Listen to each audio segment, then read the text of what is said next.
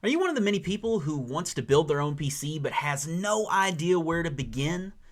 Well, welcome back to Learning with Merritt. I am Mr. Merritt, and today we are going to look at an introduction to PC building. We're going to give you everything you need to know to get started with building PCs. Now, this will not be an in-depth dive of all of the little details. We don't want to waste your time, but we do want to point you in the right direction here today, and we're going to cover several things. We're going to look at hardware versus software, some PC building tools out there that'll help you get started, all the hardware components you need to know about. That's the CPU, the motherboard, the RAM, the GPU, storage, power supply, tower, peripherals. We're going to look at the software components. This includes, most importantly, the operating system, and maybe you didn't know that there were other operating system choices out there, and hopefully you might have noticed I'm not running Windows. So let's get started.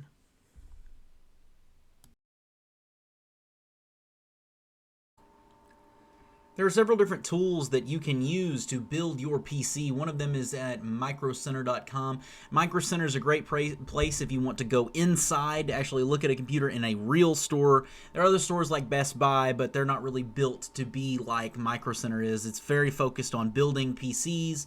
They have a custom PC builder tool here where you can go through and select your CPU, motherboard, video card, etc. We also have the PC Part Picker website. So you can go to pcpartpicker.com, you can click Start Your Build here, and of course you have a great little lineup of stuff you can pick here.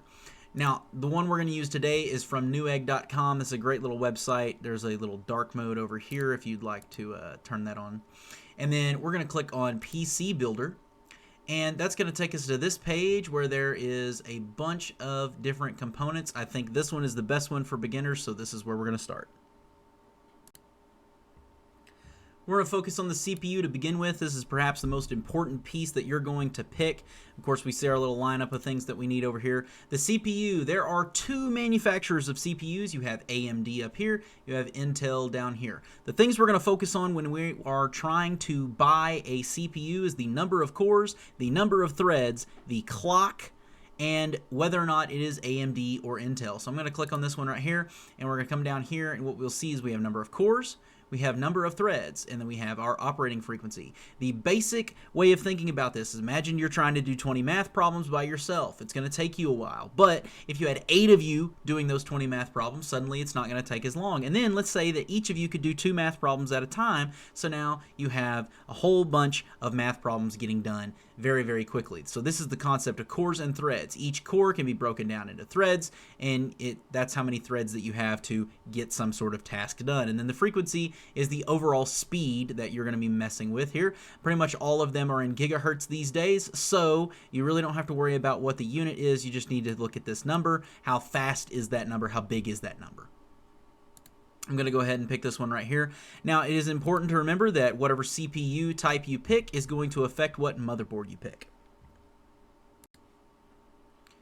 Now we're going to select a motherboard, and our motherboard is going to have to be compatible with our CPU. The CPU fits into a socket on the motherboard, and the motherboard socket must fit CPU. Otherwise, they will not fit together and they will not work. The good news is most of these PC part picker tools are going to keep track of that and make sure that you get the right socket. So here we have socket for CPU, and you'll notice that all of those are AM5 because we picked an AMD CPU. If you pick Intel, this will change, and your motherboard options will also change. We need to look at the form factor of our motherboards. Our motherboards are mostly ATX. That's the vast majority of them, but there's also micro ATX, extended ATX, and mini ITX. There are lots of different motherboard form factors, but for the most part, you're generally going to be looking for an ATX motherboard. We want to make sure that the memory slots are at least DDR4, hopefully DDR5 these days, to make sure that we have enough memory slots and they are compatible with the newest types of memory that we can buy. The memory max is going to tell us how much memory that the motherboard can actually support. If we click on this, the biggest thing you need to take away from the motherboard is make sure it's compatible with your CPU and make sure it has enough memory slots of the right type, in this case DDR5 at present. I'm going to go ahead and just pick this first one up here, add that, and we are good on a motherboard. Now we're looking at memory, and you might be one of those people who have been taught that memory is what makes your computer go fast, and that is not true. Okay, it is one component of making your computer go fast. Your CPU affects your speed, your memory affects your speed, your video card affects your speed, and even things like your storage are going to affect how fast your computer can run. In general, however, the more memory, usually the better. I will tell you that a good general rule of thumb right now is a minimum of 16 gigabytes for your gaming computer, and more if you can get it, probably 32, 64, somewhere in there. There's really no reason in most cases to go above that unless you have a specific use case, and then you don't need me teaching you how to do this. So let's take a look at some of our RAM. We need to make sure that it's compatible with our motherboard. In this case, it is DDR5. Our motherboard also had DDR5 slots, so we should be good. Our speed, as long as we're working with DDR5, basically you're looking for a bigger number. The bigger number means more speed. Then we look at our modules. It will tell us first the total amount, and then it will tell us the amount for each of the individual sticks you get. So like we get 2 little sticks of RAM here, and both of those are 32 gigabytes. They add up to 64, while as in the others, we're getting 2 sticks of 16, and that's adding up to 32. So things you're looking for there is speed. Make sure it's DDR5, or as time goes on, it's going up, right? Want a faster number. And then our module, we want to make sure that we're getting enough RAM, at least 16 gigabytes minimum. That would probably be 2 sticks of 8 gigabytes. In this case, a lot of these are 32 gigabytes total with 2 16 gig sticks, and that should be enough in most cases. Your video card is going to be the most expensive part that you pay for, but it is also the most important part for how your computer is going to perform with video games and 3D rendering and things like that. So if we go ahead and select that, it's going to pull up graphics cards. Now, here's what you need to know about graphics cards. There are 3 manufacturers of GPUs. A GPU and a graphics card are not the same thing. They are related. A GPU is a part of the graphics card. So, 3 manufacturers of the GPUs. We have NVIDIA, we have AMD, and we have Intel. Now, NVIDIA and AMD are by far the largest shareholders, with NVIDIA knocking everyone else out. It is by far the greatest manufacturer of graphics processing units of today. Now, when we look at this, we'll see GPU right here. If we see GeForce, that means we're dealing with NVIDIA. If we see Radeon, that means we are dealing with AMD. And of course, I couldn't tell you what the Intel one is off the top of my head because there just aren't that many. They just got into the GPU space, and so you're mostly going to be seeing NVIDIA and AMD GPUs. Now, those GPUs get taken, they get placed onto a full graphics card by another manufacturer, and that's where the Gigabyte, MSI, Asus, all of those different brand names are coming in. In general, the GPU is what matters the most. The rest of it is not as important, but make sure you have a relatively newer GPU. For example, the 40 series is the most current GeForce. If we look at this, this is a 30 series. Nothing wrong with the 30 series. They are very good. But a 40 series, 30 series, that's something you're going to want from GeForce if you want a good graphics card. In general, more memory the better, but the most important thing is that you're getting a newer model of GPU. And of course, look at the same thing. When you look at the Radeons, the numbers, this is 6600, and if we come down here, that's 7900. So the numbers do matter.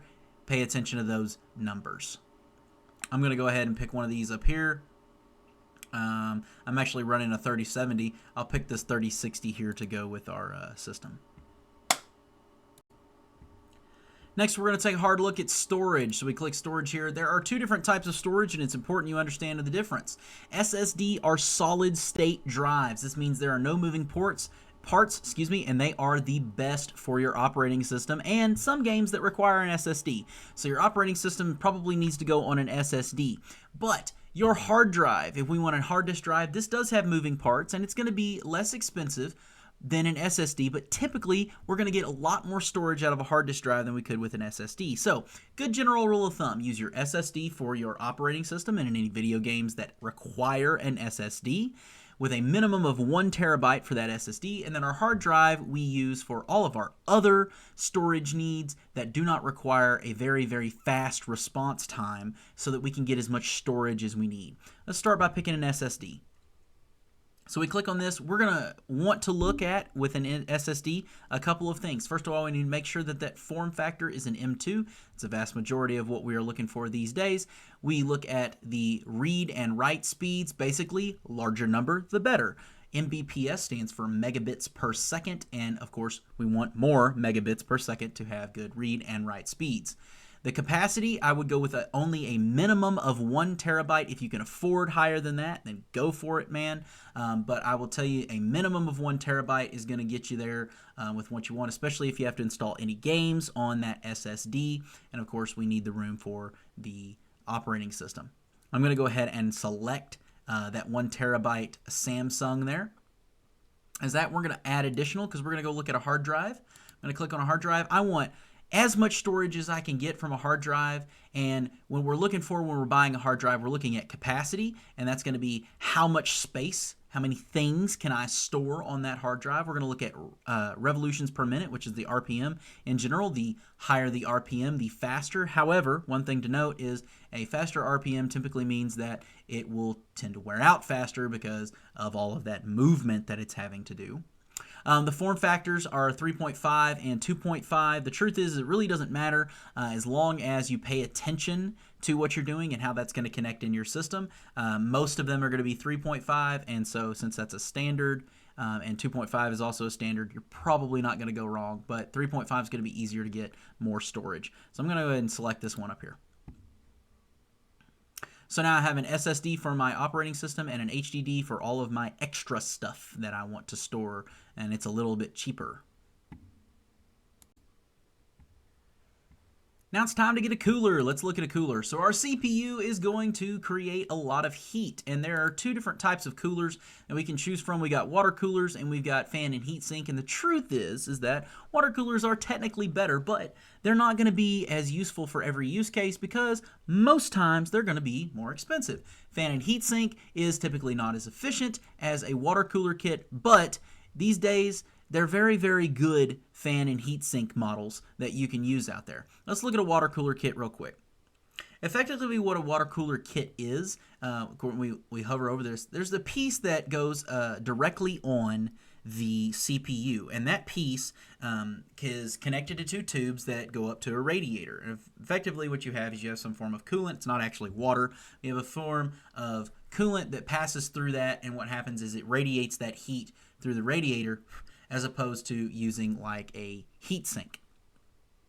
So if you want to go this way, that's great. They tend to be more expensive, and that's why, unless you really need it, there's no reason. If we're looking for the budget, however, we're going to look at fan and heat sink. And I like this one right here. You'll see that it is, in fact, cheaper to get a fan and heat sink. And I will tell you, I'm pretty sure this Dark Rock Pro 5 is the one that I use in my system, and I have never had any heat issues with it.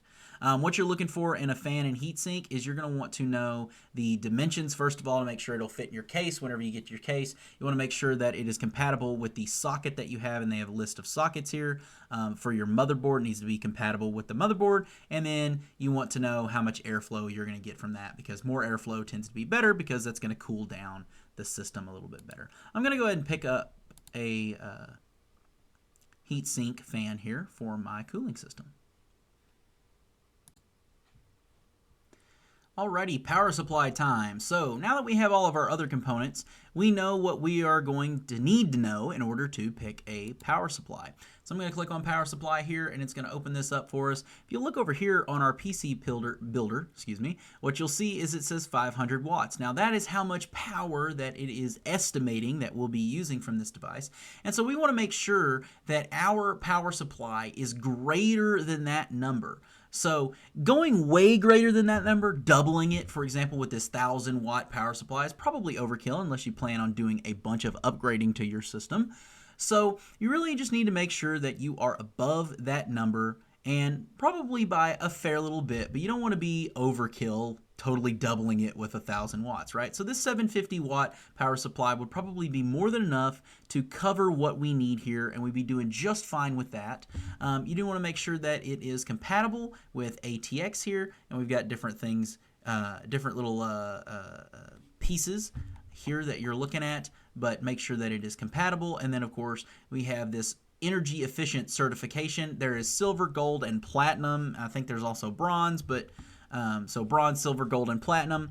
Basically, if you see gold, silver, they're all pretty good. A lot of them these days, especially the ones you're going to see at the top of a list like this, are gold, and you got plenty of choose from that are going to be pretty efficient. So remember, we want to make sure that we are paying attention to the wattage, and that is the primary concern for your power supply. You also want to make sure that it fits and is compatible with your case.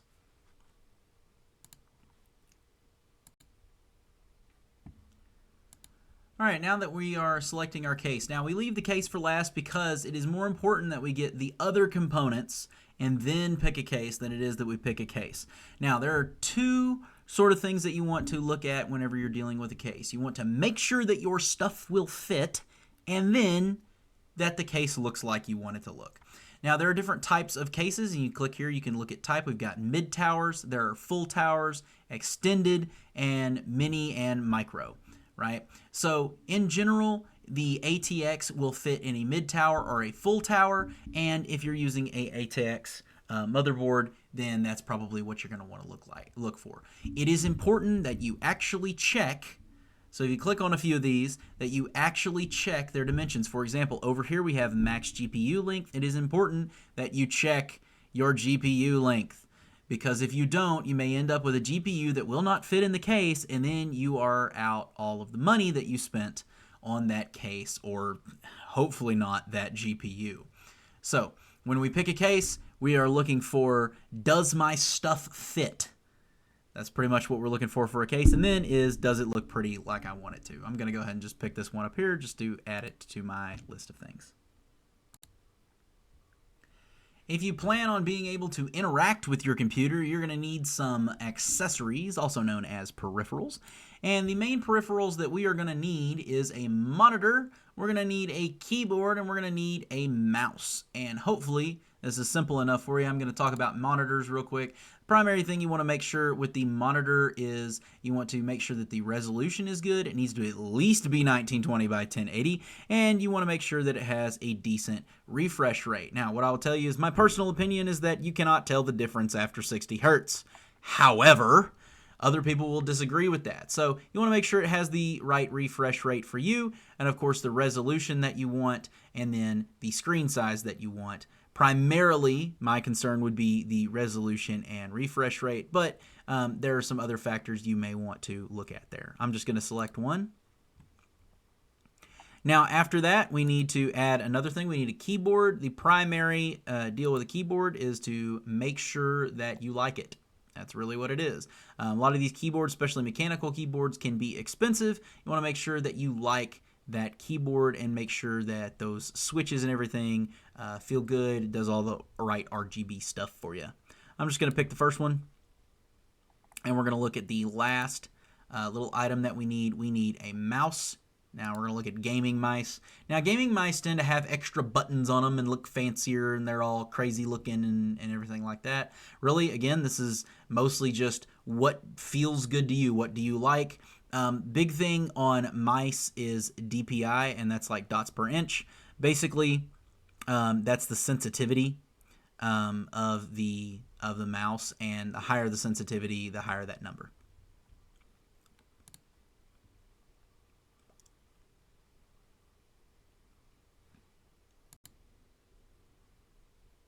The last thing we need to think about is the difference between hardware and software, and talk about our operating system. So with hardware, that is everything that we have dealt with so far. We have dealt with all of the components of the computer. Now we need to talk about the software that we stick on that computer, which is called an operating system. There is a lot more software than just operating systems, but the primary piece of software on your computer is the operating system.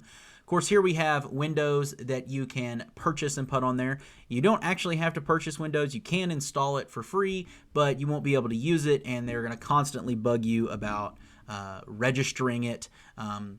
So you won't be able to use it entirely. The operating system will still work, but you won't be able to use it entirely, and they're going to constantly bug you and put a watermark and do all this really annoying stuff, right? So maybe you don't want Windows. Maybe you want something else. There is also out there, if we come over here, There's also some great operating systems. Let's look up Linux.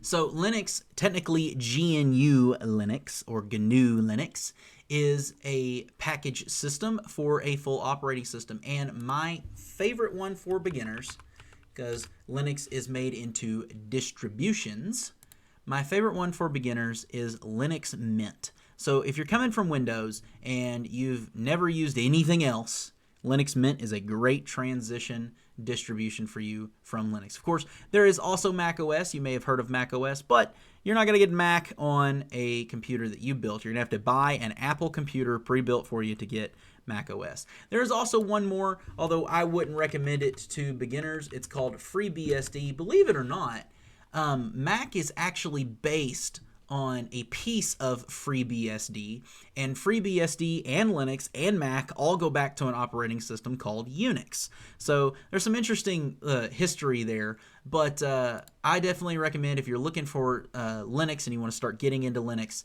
try Linux Mint and see how that works after you install it.